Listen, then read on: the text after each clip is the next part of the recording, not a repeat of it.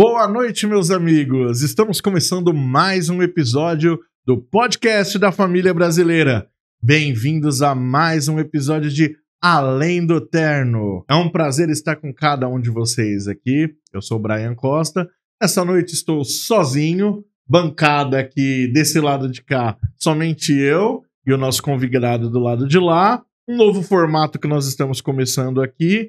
E o nome desse quadro vai ser Graça à Mesa. A ideia dele é que nós venhamos conversar um pouquinho mais, de forma mais dinâmica com os nossos convidados e com um papo um pouco mais profundo, um papo mais teológico ou algo mais sistematizado para a gente tirar algumas dúvidas dos nossos ouvintes e daqueles que nos assistem. Tem muita coisa que vocês mandam para a gente lá na DM do Instagram e também aqui nos comentários.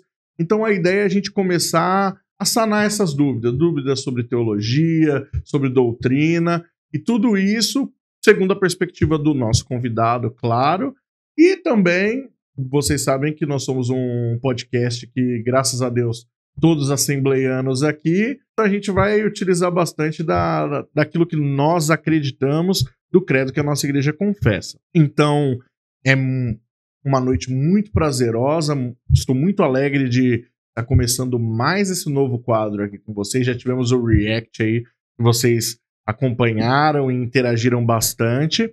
E hoje eu tenho certeza que vai ser, como o nome diz, um papo de graça para vocês. O nosso convidado dessa noite é pastor na Assembleia de Deus do Belém, setor 17. Ele é professor e coordenador da nossa extensão da faculdade FAESP, do Ministério do Belém, e também professor do Senai, né? Pastor Antônio Hermenegildo. Boa noite, pastor. Boa noite, Brian. Prazer estar com você hoje aqui. Para início, eu quero parabenizar o canal de vocês.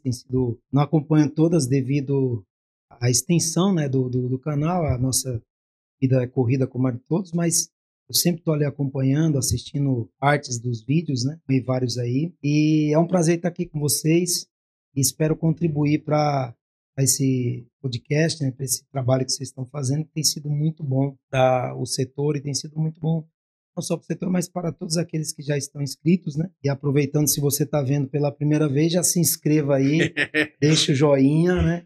E aciona o sininho, em vez de quando eu recebo lá o sininho lá já. E para nós é uma alegria estar aqui com vocês. Pastor, é um prazer enorme ter o senhor aqui conosco, é uma referência para a gente aqui no setor, desde antes do curso, né, chegar aqui da extensão, né, da FAESP. A gente tem muito respeito pela pessoa do senhor, sem falsa modéstia, qualquer coisa do tipo. A gente gosta muito de ouvir as pregações do senhor, a exposição do senhor.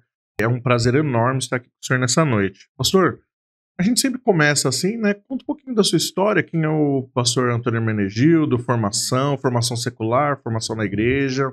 Quero também aproveitar, mandar saudação para o nosso pastor, né? Pastor Salatiel. E o Antônio Hermenegildo, eu sou um cearense, né? De Assaré, Ceará, que é aqui em São Paulo, muito novo, filho de nordestino. Minha mãe é a Dona Lúcia, dei um beijo para ela. Tenho 3 irmãs, né, uma irmã que trabalha com RH, uma outra irmã também que trabalha no Senai, ela é secretária no Senai de Guarulhos, tem o meu nome, Hermenegildo, né? E meu pai é falecido, meu pai faleceu em 2010, cheguei em São Paulo para trabalhar no Senai dia 1º de setembro. No dia 7 de setembro, meu pai faleceu. A gente chegamos do Ceará muito novo, né? Cheguei com 7 anos, tinha 2 irmãs na época. Depois nasceu uma outra irmã, que agora tem a caçula, mas não mora com a gente, ela mora na Irlanda. Já tem uns 4 anos que ela está lá. Não, mas é bióloga, formada, trabalhou aqui no Brasil por acho que uns 14 ou 15 anos numa empresa de um segmento alimentício, isso. Então trabalhou coordenando muitas empresas, viajava o Brasil coordenando e foi embora para a Irlanda, está lá muito bem hoje. E assim, minhas irmãs, graças a Deus, meu pai e minha mãe, meu pai mal sabia assinar o número, era semi-analfabeto. Minha mãe estudou até a 5ª série, mas vale a colegial de agora, né? Hoje ela já está um pouco assim esquecida, porque já está com quase 70, e vai passando o tempo, vai esquecendo. Mas minha mãe, quando era mais nova, né, a gente comentava alguma coisa da escola, ela sempre muito na frente da gente, né? E minha mãe me ensinou muitos valores, né? Meu pai também. Meu pai, mesmo sendo muito calado, muito na deles, mas sempre me ensinou muitos valores, minha mãe também, né? E isso fez com que a gente trabalhasse desde novo. Eu comecei a trabalhar com 12 anos, de um cristão também, o seu Jonas, da Assembleia de Deus, inclusive, e aí o Jonas até me chamava de o fiscal da rua, né? Vivia na rua, né? Então, a gente fazia esse trabalho, fui juntando um dinheirinho, dando para minha mãe, né? E aí eu comecei a fazer Senai, na época eu fiz o Senai em Guarulhos, no ano de 88, de 88 a 89, e pela empresa Microlite, né? Meu pai trabalhava lá, minha mãe também, e eu fiquei na Microlite quase 11 anos. Falei quase 11 anos, lá eu fui subindo de cargo no ramo de ferramentaria. Passando 11 anos, aí eu fui mandado embora. E aí depois eu entrei em uma outra empresa e o sonho de fazer engenharia, ele não acabou, né? Adiando, né? Foi adiando. E o que acontece? Nesse período que eu fui mandado embora da Microlite, na verdade eu conheci Jesus lá. Um jovem por nome Anderson Campos Rezende, que eu tinha estudado com ele até a 8ª série. Ele era cristão na época da Batista, porém, como era muito novo, né? A gente tinha 13 para 14 anos, era no colégio, antes de entrar no Senai. Ele nunca comentou nada de Jesus para mim, nada. E quando eu fui estudar no Senai, fui empregado pelo Senai e tudo, beleza, o Anderson entrou na mesma empresa. E aí, quando a empresa era 5 empresas aqui em São Paulo fechou, eu fui trabalhar justamente numa das empresas que o Anderson trabalhava, que era do grupo. Cara. E aí o Anderson, que era um batista, agora ele estava muito fervoroso, um jovem muito crente, né? Ele começou a falar para mim de Jesus. E eu fui num encontro, no ano de 93, eu fui no encontro da primeira igreja batista de A Penha. E aí naquele dia, eu tive um encontro com Jesus. Porém, não me decidi, não levantei minha mão. Ganhei uma Bíblia dele, uma Bíblia preta de zíper. E eu comecei a estudar o livro de João. Li o livro de João, lia, estudava. Estava, assim, impressionado com o Evangelho, né, com a vida e o livro de João. E aí abandonei um pouco, deixei a Bíblia de lado. Um ano depois, eu aceitei Jesus. E aí começou a minha história de cristão. Eu tinha 20 anos. Né, comecei a me envolver com as coisas de Deus, comecei a me envolver com a obra. Com 3 meses de crente, eu fui batizado com o Espírito Santo. E a minha vida profissional, estava matriculado na faculdade de Mogi das Cruzes para fazer engenharia mecânica, aquele sonho dos 12 anos. E aí, nesse encontro que eu tive com Jesus, eu senti no coração um desejo de estudar. E na época eu lembro que eu fazia 3 cursos simultaneamente. Eu fazia um curso extensão em Itacoaxetuba, saudoso pastor Mário Maria Duarte, levou a extensão do Cícero Canuto de Lima na época. Eu fazia um curso pela CETAD, melhor dizendo, ETAD, do Bernard Johnson, de Campinas. E aí o que aconteceu? Eu falei, não vou continuar fazendo esses cursos de extensão, eu vou direto para o Belém. Finalizei o curso de bacharel em teologia. Né? É curioso, né, pastor, que a gente vê, assim, teologia pentecostal no Brasil, como o próprio pentecostalismo é algo relativamente novo, né, a gente tem aí 110 anos, ela demorou um tempo para caminhar, né, e aí a gente vê que coisa de 25 anos pra cá deu um boom, né? O Belém, pelo menos é a impressão que eu tenho, né? A gente ficou muito tempo pra trás dentro das Assembleias de Deus, né? E como que é a estrutura hoje da FAESP nessa questão, pastor? Tipo assim, recuperar esse tempo perdido, porque antes os nossos ministros, os nossos obreiros, eles tinham que estudar fora, agora eles têm em casa. Como que foi rebanhar esse pessoal de volta para casa? Ó, vem para cá que aqui a gente tem estudo para vocês. Então, essa dor eu não sinto, eu não vou dizer como que eu possa dizer. Eu não posso sentir ela totalmente, porque eu falo por coordenação aqui, que é algo muito menor, né? Sim. Algo muito menor. Eu posso comparar com as dores do pastor Elias Torralbo, né? Pastor José Wellington, o que eu percebo? Vou fazer um comparativo com relação à nossa dor que eu sinto aqui, claro. Né? O que eu vejo hoje? O Pentecostes, né? A gente vai comentar algumas coisas aí depois, a gente vai aprofundar um pouco mais.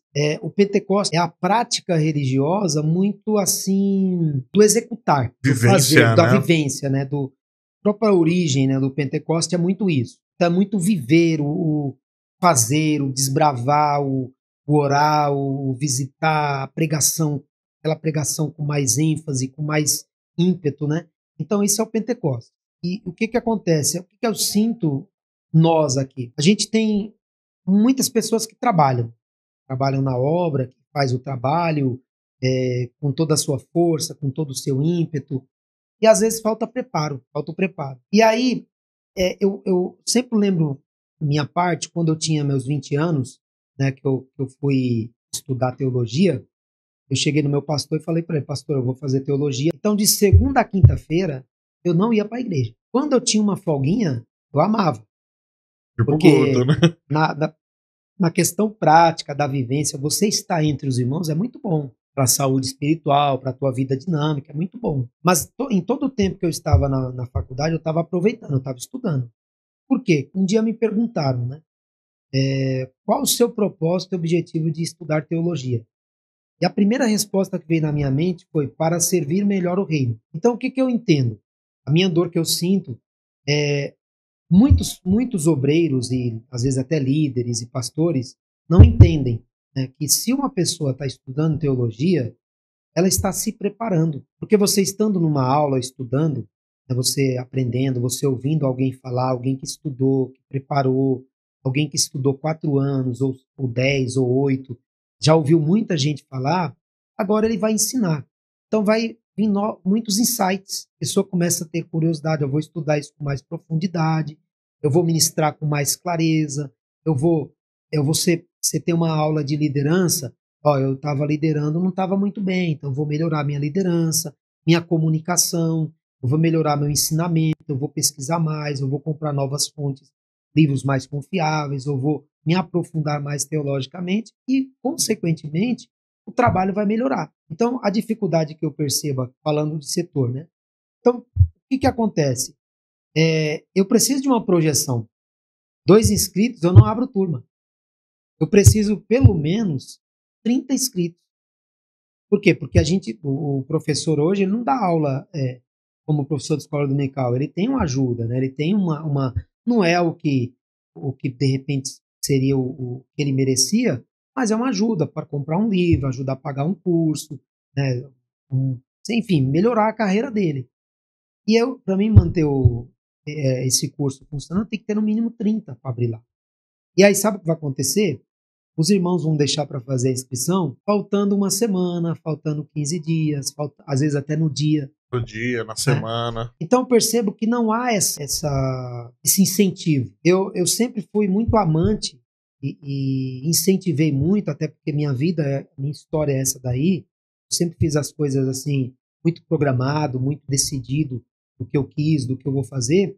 Eu sempre incentivei obreiro a estudar. Eu poderia ter 10, 15 obreiros. Se os 15 estivessem estudando, eu ficava na porta, dirigia o culto, eu pregava, para mim não teria problema. Então eu acredito que numa proporção maior, o pastor Elias Torralbo, que é o diretor executivo da FAESP, ele também sente essa dificuldade. A nível ministério. A nível ministério. Então eu acredito que já melhorou muito. E a gente teve um problema também, que culturalmente as pessoas desincentivavam a estudar teologia, né?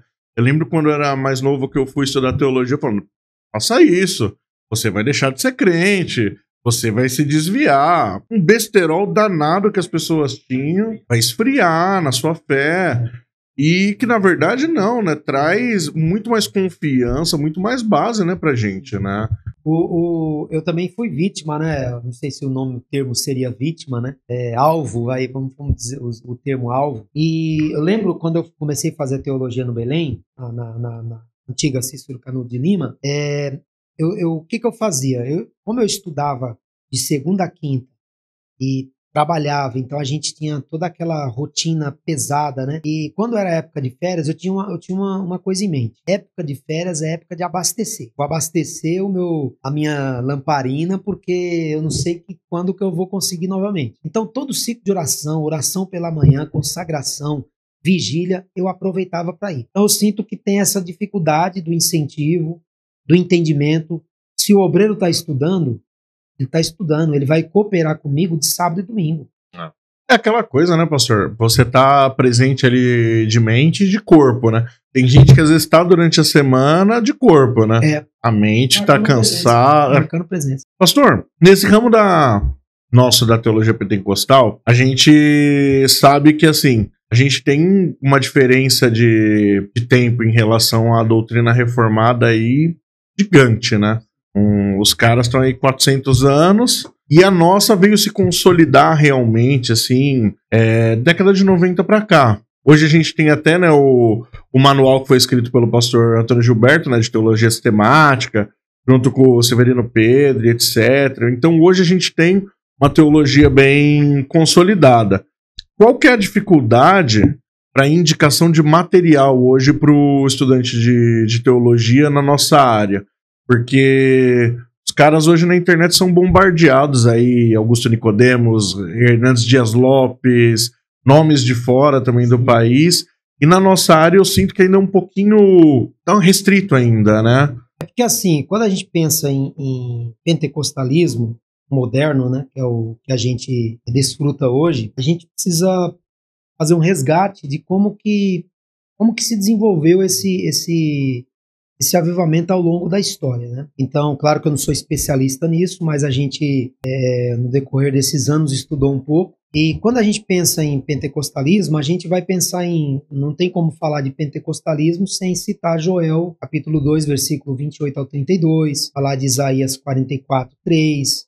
Então não tem como a gente falar da teologia moderna sem resgatar essa trajetória, esse desenrolar da teologia moderna, do pentecostalismo moderno. Então, quando a gente busca lá remontar ao segundo século, a igreja ela não se preocupava muito com, vamos dizer assim, com o Espírito Santo, filioque, né, essa teologia ela vem um pouco mais na frente. A preocupação da igreja patrística, né, os irmãos da patrística, era a cristologia. A cristologia ela tinha que ser desenvolvida, né, porque começou muito questionamento, o gnosticismo ganhou muita força, né? Mas nós temos um movimento que ele teve muito assim ênfase no segundo século, que é o montanismo. O montanismo, através do monge pagão, né, o Montano, e suas duas discípulas profetisas, a Priscila e a Maximila, o Montano se converteu em 155 depois de Cristo, e aí Montano ele começa a pregar, né, ele começa a se auto-intitular como a voz do Espírito Santo. E Montano ele começa ali a buscar uma vida mais cética, uma vida mais separada, de consagração, de santificação, né, de questões morais, né? E aí ele começa ali a buscar essa vida de santidade, né, essa vida de vida casta. Mais na frente a gente vai ter lá para o século IV o donatismo, que tem mais ou menos ali uma ideia parecida, né? E aí a gente tem a reforma. Claro que um pouco antes da reforma teve alguns movimentos, né, enfim, e a reforma protestante ela contribuiu bastante. Por quê? Porque a reforma ela abriu leque para uma série de movimentos, né, que veio desencadear grandes avivamentos. Então, a partir da reforma, com Martinho Lutero na Alemanha, o Calvino na França, né, o Zwinglio, né, né, na Suíça, né, esses homens foram ali ajudaram bastante. Claro que quando a gente fala de reforma, a gente fala de Martinho Lutero. Mas antes disso, a gente teve os pré-reformadores, né, enfim. E por que a reforma contribuiu? Porque depois que a reforma ela não aconteceu, na verdade, né, eu tenho professores que dizem que a reforma ela não aconteceu, na verdade. Aconteceu o protestantismo. A ideia de Lutero, a princípio, não era romper com a igreja. Ele tinha uma ideia de mudar a igreja. Lutero tem a sua importância, etc. Mas a gente vai ver o resultado da reforma com Armínio e com Calvino. Dali para frente, né? Armínio como discípulo de Calvino e tal. Porque Lutero continuou ali, né? A gente estava comentando sobre a questão da transubstanciação, né? Aí eu peguei e falei, Lutero morreu falando da transubstanciação, que era o correto e tal. Então você vê que ali foi uma centelha, né? Mas que o fogo pegou mais pra frente, né? Quando você pensa na reforma como um gancho, né? Um início para que um grande avivamento viesse a acontecer, a gente pensa justamente nisso que você está comentando. Tanto Lutero na Alemanha, né, como o movimento na Inglaterra, né, que aí surge a igreja anglicana, é quando o Henrique VIII ele rompe, né, com a igreja por questões ali familiares, porque ele queria a aprovação para separar da sua esposa, né, Catarina de Aragão, e o papado não aprovava isso, e aí ele dá um jeito ali para casar com Ana Bolena, e aí ele rompe com a igreja, e aí começa ali uma reforma anglicana, que é... Depois desses movimentos, enfim, foi montado a reforma, seria o protestantismo. Então começou a espalhar nos continentes, né, principalmente ali pro lado da Europa, esse rompimento com a Igreja Católica. E aí eu não sou especialista nisso, mas se você for estudar a história da Igreja, a gente vai ver que não é de tudo bom, né? Os reformistas não é de tudo bom, tem algumas atitudes, não os reformistas em si, mas alguns grupos extremistas, né, comete algumas coisas ali que não está alinhado com os princípios bíblicos. A gente não vai entrar nesses detalhes, mas aí a gente vai perceber que a igreja, a proposta de Martim Lutero, a princípio era muito boa. Era uma proposta para não somente mudar a cara da igreja, né, por conta das indulgências, né, então a questão da indulgência, a questão dos impostos que eram muito altos para construir, né, a grande catedral de Roma, né, então isso estava oprimindo o povo. Então a pobreza estava tomando conta do mundo. O Império Romano estava trazendo muita pobreza para o mundo inteiro, por conta dos impostos. Então o mundo não conseguia evoluir, porque tinha separação do clero com os leigos. Então tudo para o clero e os leigos não tinha nada. Então a igreja desfrutava disso, porque era aliada com o império, e o povo na piora. Então Martim Lutero, o estopim da reforma, né, com Martim Lutero, trouxe grandes mudanças na sociedade. Então mudanças, aí a gente vai ver depois o próprio Hikers, a gente vai ver o John Wesley, a gente vai ver o próprio Charles Finney, né, o Whitefield. E o iluminismo em si também, né, pastor? Ganha uma força muito grande, né, com a reforma, né, depois ali, século XVIII, né, para conseguir romper essa força da igreja também. Sim. Né? Porque quando a gente começa a fazer essa análise, aí você percebe o seguinte: o Martinho Lutero, como você citou, né, algumas coisas que também não foi de tudo bom, a igreja começou a entrar numa frieza, no legalismo. E aí foi necessário surgir alguns movimentos, como o montanismo, o metodismo, né? O próprio, um pouco mais próximo da virada do século XIX, né, o movimento de santidade, que aí, por que eu falo que no desenrolar da história, né, a reforma contribuiu muito? Porque depois da reforma, tudo bem, a Igreja Católica perdeu sua força, né, o Império Romano, enfim, perdeu sua força, o povo tinha acesso à Bíblia, o povo podia orar. Agora não era mais um sacerdócio único, agora tinha um sacerdócio universal, agora voltou a crer, né, na questão da Bíblia, na questão da fé, né, na salvação, num só Cristo, uma só glória, uma só Bíblia, né, então um só Deus.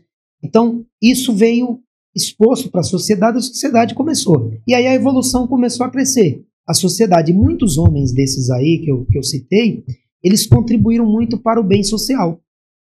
Quando a gente pensa em John Wesley, quando a gente pensa em o próprio Robert Hikers, né, que mudou a Inglaterra, né, pensa nesses homens, eles contribuíram muito para o pentecostalismo moderno. Por quê? Quando a gente pega todos esses homens, né, Calvino, ele lá na França, né, ele desenvolveu ali o calvinismo, né, o Armínio, né, ali começou a ter aquelas divergências e tal, e duas teologias começaram a, né, ganhar força ali. Só que em paralelo, né, quando a gente começa a analisar e ver as histórias acontecendo, você vê, vamos pegar o John Wesley. John Wesley é mais ou menos ali de 1700, né, junto com o próprio o Edwards, o Charles Finney, mais ou menos ali contemporâneos. O John Wesley lá com 5 anos ele foi livrado do fogo, né? E a gente sabe, a história conta que John Wesley ele foi ganhou muitas almas para Jesus. O Charles Finney, o movimento ali ganhando força, né? O movimento ganhando força, eles começaram a pregar o quê? Uma vida casta. uma vida santa, a igreja uma obra social, de atender os pobres, né, de fazer o trabalho social, não somente o espiritual, mas o social. E aí a gente, o senhor comentou, né, sobre a transformação social também, que o evangelho promove em si, né? Quando a gente vai olhar, século XVIII ali, tem a abolição da escravidão graças a um protestante. O Seymour da segregação racial ali, e foi um cara que conseguiu transitar, né, igrejas de brancos, igrejas de negros. Então a gente vê o evangelho como ferramenta transformadora, né, social. Pela janela, né, assistindo. E isso que você pontuou, Brian, é muito importante, porque a gente hoje ouve muitas pessoas que às vezes não estudam a história, né? Eu falo pessoas assim, mais na área política, né? Então eles gostam muito de isolar o cristão, né? A classe evangélica, né? E quando a gente olha a história da igreja, né? Nesses ambientes aí de mudança social, é o que você falou. A mulher, o direito da mulher, a mulher ganhar voz, né, a questão da escravatura, tudo isso a igreja contribuiu para a abolição. E isso, muitas vezes, as pessoas que não têm o conhecimento, quando eu falo pessoas assim, até mesmo nós, entre nós, irmãos, né, isso não é muito ensinado. A gente ouve lá muito mensagem de ser renovado, de, né, ser cheio do Espírito Santo, tal, mas não tem essa raiz. O papel que a igreja tem, a função que ela tem em todos os ambientes que ela atua, quer seja no centro universitário, numa grande empresa, no centro bancário, no centro comercial. Então, nosso papel como cristão, o poder do Pentecostes, ele pode muito mais do que simplesmente falar de Jesus para a pessoa. É o transbordar, né, do poder, né? Trazer vida para onde não tem, né? E vida em todos os aspectos, né, pastor? Sim. A gente vê a própria história da escola dominical, né? Era algo que era a escola ali tradicional, ensinar as pessoas e tal, e aí o aspecto cristão sempre entrando para fazer a transformação, né, social, né? Não tem como a gente dissociar as duas coisas. Pastor, o que o senhor vê hoje de dificuldade dos nossos alunos? No caso do estudo da teologia. Eu vou falar que eu também sou aluno, tá? Eu sou aluno, né? E, na verdade, a gente dá aula como professor, dá aula, mas o professor não pode parar de estudar, né? Desde quando eu entrei no Senai, tenho 14 anos, a gente sempre estudando, buscando coisa nova, revisando. Então, o que eu vejo? Vejo, às vezes, falta de gestão de tempo. Na verdade, eu acredito que hoje, Brian, a grande dificuldade da sociedade é a gestão de tempo. Uma questão aí que eu acredito que ela atrapalha bastante. E não é fácil, não. Porque quando você fala em gestão de tempo, você tem que pensar em família.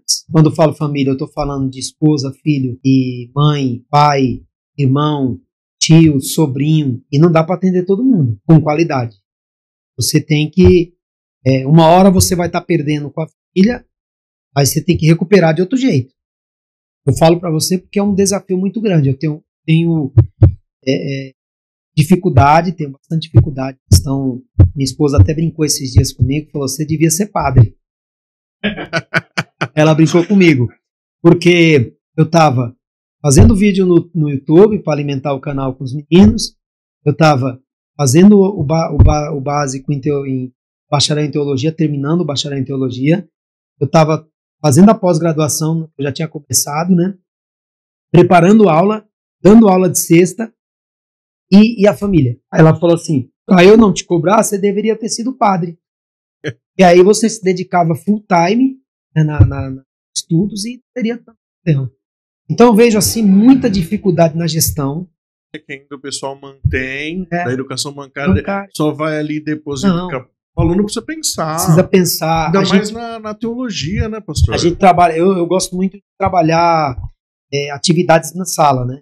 Então eu faço um painel integrado, faço um debate com eles, a gente faz seminário. Então eu sou da opinião que você precisa formar pessoas. Só que para formar pessoas, eu preciso colocar ela para fazer. Eu vou jogar uma pimenta. A gente já está se encaminhando para o final, mas eu quero jogar uma pimenta nisso. A gente vê... vou dar um exemplo, por exemplo, da igreja presbiteriana. Lá uma pessoa para trabalhar, para ser um obreiro, ela precisa ter tido a formação antes.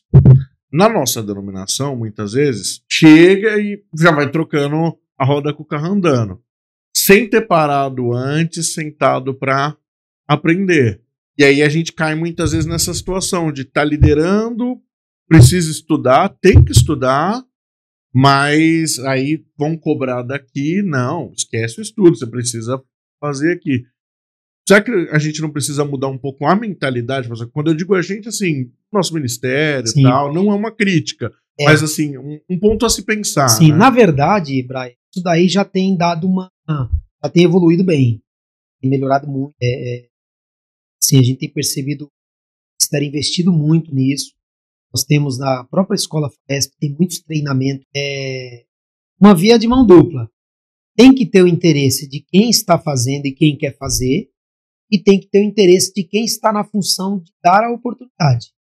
Então tem que ter os dois lados. Então nós temos muitos obreiros e líderes do ministério, do próprio ministério, e às vezes entra na questão até cultural, mas por questão cultural mesmo, essa formação, nosso trabalho, a gente é a maior congregação, nós temos hoje mais de milhões de crentes na Assembleia de Deus no Brasil. Então, criou uma proporção muito grande, né?